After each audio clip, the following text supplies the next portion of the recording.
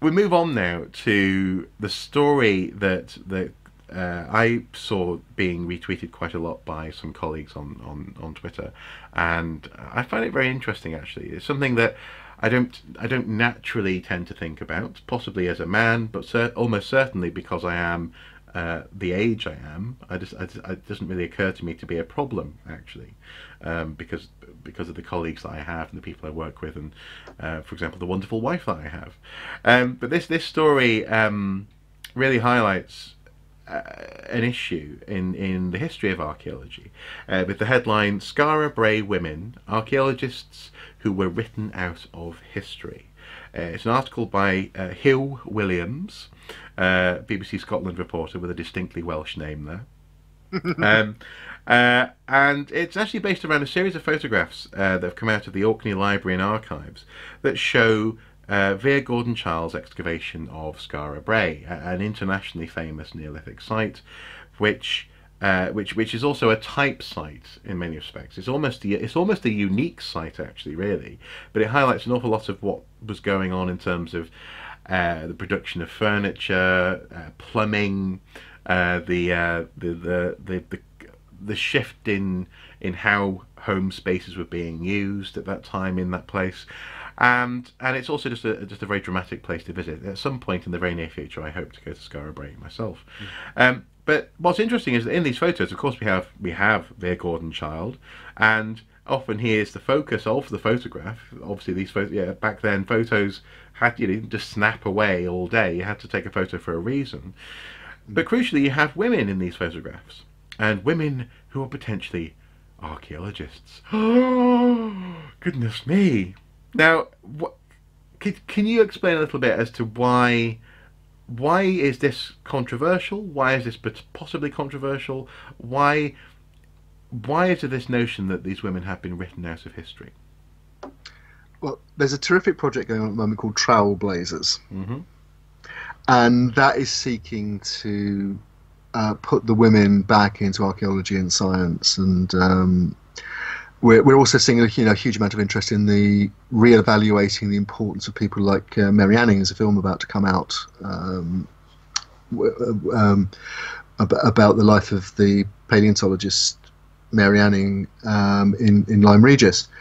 And what we've got here is part of that initiative, really, because the allegation is that up until now, where these photographs have been looked at at all, it's because they can include Gordon Child, and it's Gordon Child appearing to relate to visitors to his site. Yeah, yeah. We've got this wonderful photograph that we're looking at the moment of there's one of the Skara Brae walls. Professor Child is halfway in, halfway out of a pit with a rather rickety-looking, hammered-together wooden ladder, and he's standing on this wooden ladder, and these two women are gazing. They appear to be having a conversation. They appear to be smiling or laughing about something. Mm-hmm. And shock horror, as well as the ranging rod that is leaning against the wall, one of the women appears to be holding a trowel in her right hand. Mm-hmm. Mm-hmm. And people thought, wait a minute. These women do not appear to be dressed for work. They appear to be dressed as women in the 1920s would have dressed to go out for the afternoon. But also they're not dressed for luncheon either. It's not like they've just stopped by. Yeah, exactly. No. But they're wearing knee-length skirts and cardigans and sensible shoes, mm-hmm. and they look as though they've just dropped in for tea, maybe. Mm-hmm. It turns out though that the research that has been done by Dr. Antonia Thomas from the University of the Highlands and Islands, and others, including, and I just need to check the name, Professor Dan Hicks from Oxford University, and others, that these are actually female archaeologists. Mm-hmm. And we don't associate the 1920s and 30s with women, with many women. With many women. So there are some notable exceptions, and these should be exceptions who are better known, because one of them appears to be a woman called Margaret Simpson, who actually is mentioned in Child's monograph about Skara Brae. He thanks her by name. Another one is a woman called Margaret Mitchell, who received a doctorate in archaeology from the University of Edinburgh, and the only one of the group, a woman called Dame Margaret Cole, only one of the three didn't go on to be an archaeologist. She became a crime writer instead. Probably earned more money, actually, but so we're dealing basically with cultural assumptions. Yes. Yeah. Well, without a doubt, and also with the, it's one of those weird things where it's uncomfortable to think of, but that the simple fact is that the people like Greer Gordon Child, not only did he have a certain sort of academic celebrity, he certainly become an archaeological celebrity within the field. People often refer to him. In fact, he even turns up, as you were pointing out, in an Indiana Jones film. He's referenced. He's a referenced textbook or a book for a student to look at by Indy himself. Indeed. But also, when it comes to the publication of these sites, it's normally the person at the top who gets all the credit for everything that happened on the site. And I think it's important to say that applies to men and women. So when you had Mortimer Wheeler, for example, Wheeler dug the site. Well, no, he didn't. No, Wheeler and a lot of the people he was working on who worked including Tessa Wheeler, who is written out of the story very often. Exactly. So we shouldn't just look at this as a nefarious thing to write women out of history, even though the headline says that. But this was a tendency, and it still is to a certain extent a tendency, in academic publishing, but also actually, for example, in the realms of entertainment. You often, when it comes to credits in movies, as much as we see these banks of hundreds of names, people actually fight to get a name in those credits. So you may have a unit of 12 people with only 2 credits assigned to them. The same goes for academic publishing as well. And the broader story of this site became really about Gordon Child and part of his. Actually, funnily enough, this links to one of the other segments from this month's Watching Brief, and so much as this is about material culture and the spread of certain practices in the Neolithic, Bronze Age, sort of transition. So it's interesting that Gordon Child turns up in this. So I'm inclined to. I don't judge. The convention was strong, and I don't necessarily judge these people too harshly in terms of how they're published, but I have to judge the culture which I am part of, in terms of how, for the past 100 years or so, we have tended to look at these and immediately presume that the women are visiting. The women are not archaeologists. That says something about everyone who came after that photograph was taken. It doesn't necessarily say too much bad, as it were, about Gordon Child himself. And I think some people, I've seen some people sort of being quite harsh on the old man, but that convention is still around today. People want to know who's at the top of this project, who can we credit with this discovery. And I think it's worth mentioning as well. At the moment we're going through, and again, I'm not going to name names at the moment, but just yesterday I was looking at a thread where basically archaeology is going through its own Me Too process, with female colleagues talking about sexism and inappropriate behaviour and bullying and so on. On site, within the last few months. Well, and actually, I remember recording a conversation with Liv on this very issue a few years ago now. I think it might have been 2015. I'll go back and check, and I'll put a link in the video information below. But crucially, there is more of a tendency now, and more of a proper and right instinct to assess the experience of everyone on site and how that experience relates to best practice, and how people, regardless of their gender or age or even their expertise, frankly, actually, should feel comfortable on an archaeological dig and shouldn't necessarily just be ignored based on certain arbitrary attributes, based on seniority or management or whatever. So it's definitely an important movement within archaeology to be thinking about this stuff.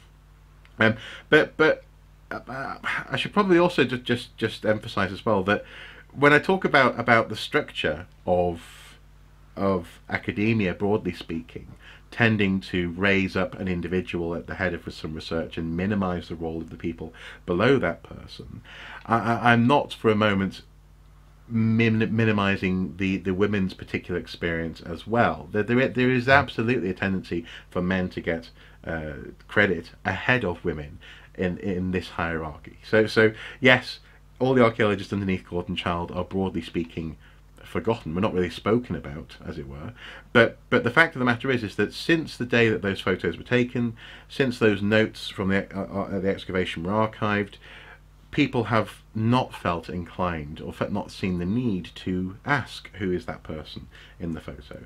And crucially, we've simply assumed they must have just wandered onto the site, as opposed to being an active part of it. It says a lot about the structure and the presumptions, and also, frankly, actually, what archaeologists take away from other archaeologists' work. We tend to, for example, in the case of Skara Brae, right at the beginning, I was talking about how, this is a type site, this is a crucial Neolithic site. That's what we get excited about, is basically the conclusions as opposed to the process. And maybe there's something to be said here in terms of how archaeologists think about the work of other archaeologists. Instead of just looking for, whatever, what's the conclusion? Actually being more aware of the process, being more aware of the personnel, being more aware of the possibilities for personnel and process being lost in the conclusion is something that's good across the board. I think you're absolutely right. Just to finish, on this segment, there are two final points I'd like to make. I think this is as good a case study as you could ask for of showing why archaeological archives should be properly curated and made available, because people at any point can then come in and ask new questions, and that's what's happened here. People have asked a new question that wouldn't have been thought of 5-10 years ago, but for the reasons that we've discussed, it's now suddenly relevant and important. Well, it always was important, but these people always were important. But the questions are now the questions we can now ask freely, and because the archive's there, we can answer them. Yeah. Well, before you move on to your next point, I just want to just quickly ask then: do you think then that there's an argument here to be made that a key aspect of the, as it were, the headline of an excavation should be the people who were involved? It should be this site was dug by, they were led by so and so, and these are the archaeologists involved. Because we tend to, on a context sheet, for example, yes, you have to sign your name and say I found this and this is my interpretation, so that the head of the excavation can inquire. If there's a detail that they want to get more detail on, then they know who to ask, or they want to ask why you thought that in the moment.